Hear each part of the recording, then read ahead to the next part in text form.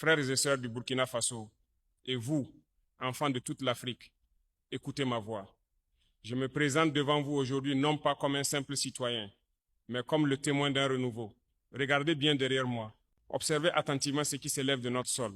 Ce n'est pas seulement une structure de béton, de fer et de verre. Ce n'est pas simplement un bâtiment ou un hôtel.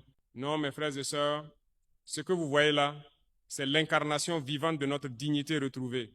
C'est le symbole d'une nation qui a choisi de ne plus s'agenouiller devant personne.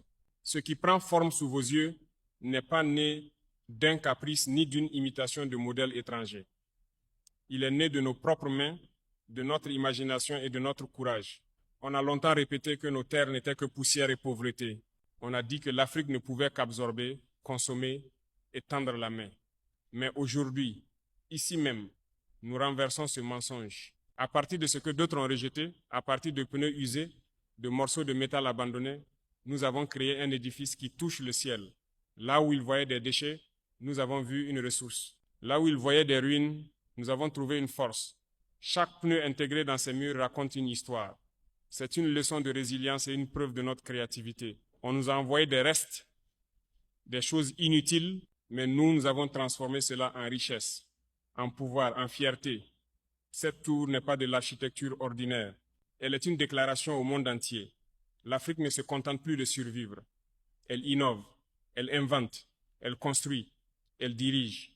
Écoutez bien, mes frères et sœurs.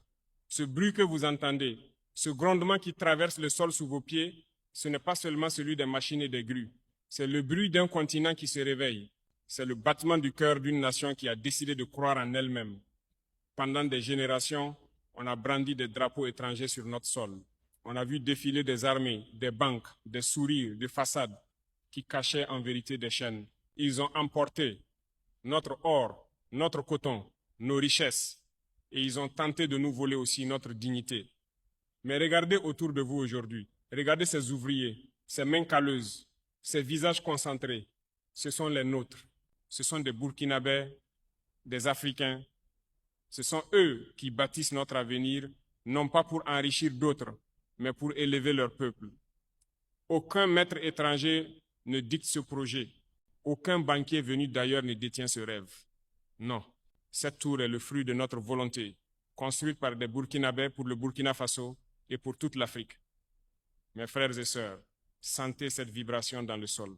Ce n'est pas seulement une construction, c'est la liberté qui prend racine et s'élève. La vraie liberté ne se dit pas, elle se prouve. Pas par des promesses creuses ou des discours enjolivés, mais par des actions concrètes qui montent vers le ciel. Voilà à quoi ressemble